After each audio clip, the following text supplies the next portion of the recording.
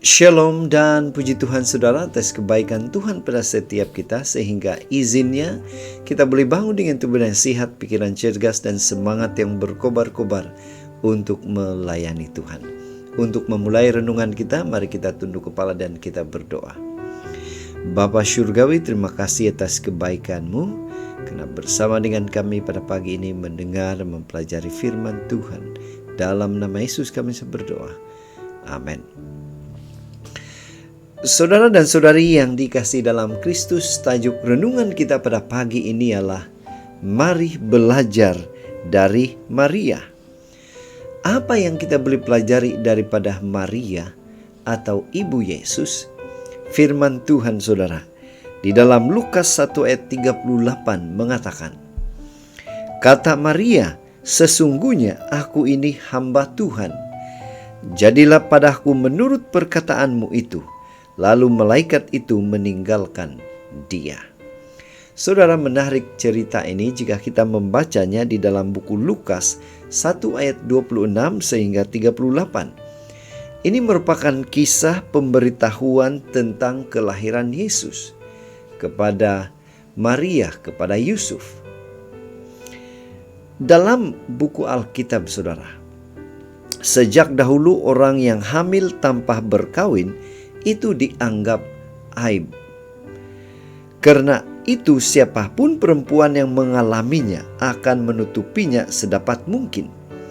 Inilah usaha manusia. Bila ketahuan pasti mendapatkan tekanan sosial, dihina dan merasa malu. Dan menurut budaya Yahudi tempat Maria hidup, jika didapati bahwa dia hamil belum berkawin, hukumannya direjam batu karena dianggap berzina. Saudara, mari kita kembali kepada bacaan firman Tuhan. Ketika malaikat Jibril datang kepada Maria, memberitahukan bahwa dia akan mengandung, Maria berkata, bagaimana mungkin hal itu terjadi? Karena saya belum bersuami. Di sini saudara, Maria pasti membayangkan betapa dahsyatnya jika ketahuan dia mengandung. Pasti saudara bergolak di dalam pikiran Maria pada waktu itu. Apa kata orang? Dan apa pembelaan yang dia boleh lakukan atau sampaikan pada orang lain? Saudara, yang menariknya yang harus kita pelajari ialah dia memilih taat atas berita itu. Inilah yang dilakukan oleh Maria. Dia merespon taat. Perhatikan perkataannya. Apa yang dikatakan oleh Maria, sesungguhnya aku ini adalah hamba Tuhan. Jadilah padaku menurut perkataanmu itu. Saudara, dalam kisah ini Maria tidak menolak, tetapi menerima berita itu dengan sepenuhnya, berserah kepada Tuhan. Maria tahu bahwa Tuhan yang kepadanya dia percaya berkuasa menolong dan melindungi dia. Yang menjadi pertanyaan untuk kita adalah, apa pengajaran, apa aplikasi yang kita boleh pelajari daripada kisah ini? Saudara-saudara, tahu tidak, setiap hari saudara dan saya berhadapan dengan ujian yang menuntut keteguhan iman. Kehormatan dan kehidupan dipertaruhkan. Tidak dinafikan saudara, ada orang yang ketika mengalaminya imannya gugur dan meragukan Tuhan. Mereka takut direndahkan, mereka takut hilang pekerjaan, mereka takut dihukum dan sebagainya. Karena itu, belajarlah dari kesetiaan Maria.